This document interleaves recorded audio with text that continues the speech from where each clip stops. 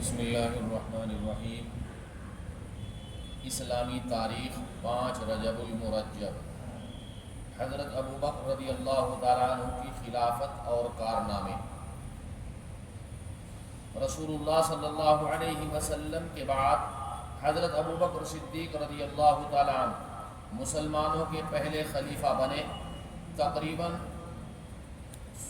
2.25 سال کی مدت میں بڑے بڑے کارنامے انجام دیے، جن میں مسلمانوں کے خلاف جنگ کرنے والوں کے مقابلے کے لیے لشکر تیار کرنا، جھوٹی نبوت کا دعویٰ کرنے والوں کا خاتمہ کرنا، اسلام سے پھر جانے اور زکوٰۃ کا انکار کرنے والوں سے مقابلہ کرنا، منافقین کی سازشوں کو ختم کرنا، مسلمانوں کے سخت دشمن عیسائی بادشاہ ہرقل کے خلاف فوج روانہ فرمانا آپ کے اہم کارنامے ہیں۔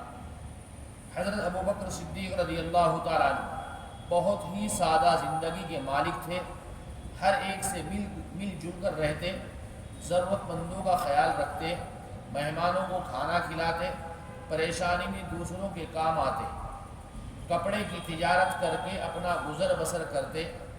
جب خلیفہ بنا گئے تو صحابہ کے مشورے سے ایک عام مہاجر صحابی کی طرح بیت المال سے وظیفہ مقرر کیا گیا، تنخواہ، جس کی مقدار اتنی معمولی تھی کہ جب بیوی نے ایک مرتبہ میٹھی چیز کھانے کی خواہش ظاہر کی تو پیسہ نہ ہونے کی وجہ سے ان کی فرمائش پوری نہ کر سکے، انہوں نے جمادی الآخر 13 ہجری کو پیر کے دن 63 سال کی عمر میں انتقال فرمایا۔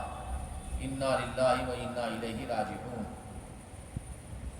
حضور اکرم صلی اللہ علیہ وسلم کا معجزہ، چاند کا جھک جانا۔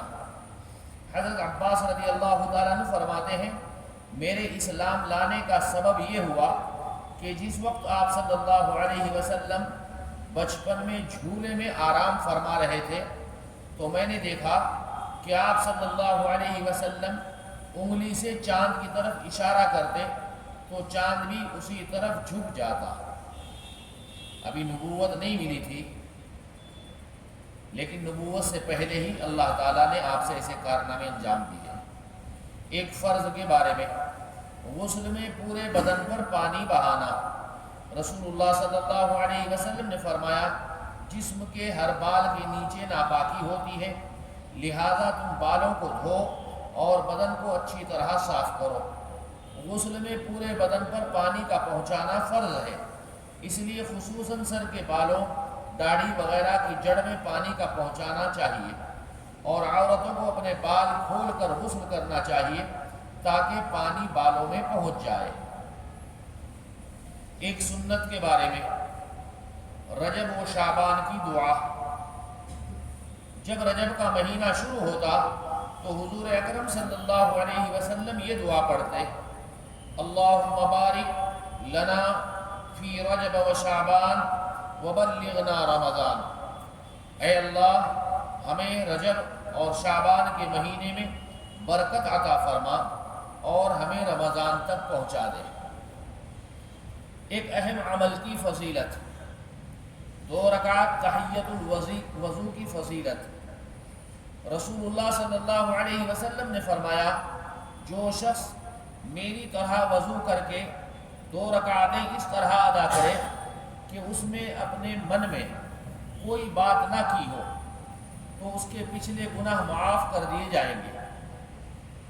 2 رکعت نماز پڑھنے کے اوپر تحیۃ الوضو، جب ہم مسجد میں آتے ہیں وضو کر کے تو اگر وقت ہے تو 2 رکعت پڑھ لیا کریں۔ ایک گناہ کے بارے میں، اللہ تعالیٰ کے ساتھ شرک کرنا۔ قرآن میں اللہ تعالیٰ فرماتے ہیں، بلا شبہ اللہ تعالیٰ شرک کو معاف نہیں کرے گا، شرک کے علاوہ جس گناہ کو چاہیں گے معاف فرما دیں گے۔ قرآن کریم کے اندر آیت آئی ہے، ان الشرک لظلم عظیم، شرک سب سے بڑا گناہ ہے، اور جس نے اللہ تعالیٰ کے ساتھ کسی کو شریک کیا تو اس نے اللہ تعالیٰ کے خلاف بہت بڑا جھوٹ بولا۔ دنیا کے بارے میں، دنیا کی زینت کافروں کے لیے۔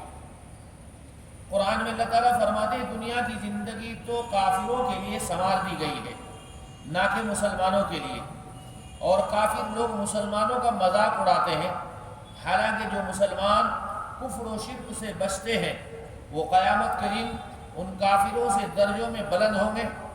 آدمی کو اپنی دنیا داری اور مالداری پر غرور نہ کرنا چاہیے، کیونکہ اللہ تعالیٰ جس کو چاہتے ہیں بے حساب روزی دے دیتے ہیں۔ اس لیے مالدار ہونا کوئی فخر کی چیز نہیں ہے، فنا ہونے والی چیز ہے۔ آخرت کے بارے میں، مردے کی حالت، رسول اللہ صلی اللہ علیہ وسلم نے فرمایا جب مردے کو لوگ اٹھا کر چلتے ہیں تو اگر وہ نیک ہوتا ہے تو وہ کہتا ہے مجھے جلدی آگے بڑھاؤ، اور اگر وہ برا ہوتا ہے تو وہ کہتا ہے ارے میری ہلاکت آئی، تم کہاں لے جا رہے ہو؟ اس کی آواز کو جن و انس کے سوا اللہ تعالیٰ کی تمام مخلوقات سنتی ہے۔ اگر اس کی آواز انسان سن لے تو بے ہوش ہو جائیں۔ طب نبوی سے علاج، ہر مرض کا علاج۔ حضرت عثمان غنی رضی اللہ تعالیٰ عنہ سے مروی ہے کہ میں ایک مرتبہ بیمار ہوا تو رسول اللہ صلی اللہ علیہ وسلم عیادت کے لیے تشریف لائے اور یہ دعا پڑھ کر دم کیا، اور جاتے ہوئے فرمایا اے عثمان یہی دعا پڑھ کر دم کر لیا کرو۔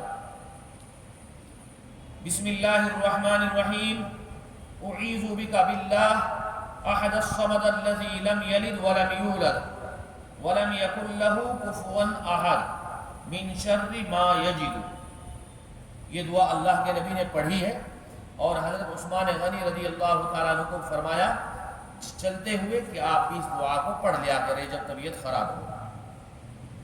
سبحان اللہ بحمدہ، سبحانک اللہم وبحمدک، ونشہد ان لا الہ الا انت، نستغفرک ونتوب الیک۔ سبحان ربک رب العزة عما یصفون، وسلام علی المرسلین، والحمد للہ رب العالمین۔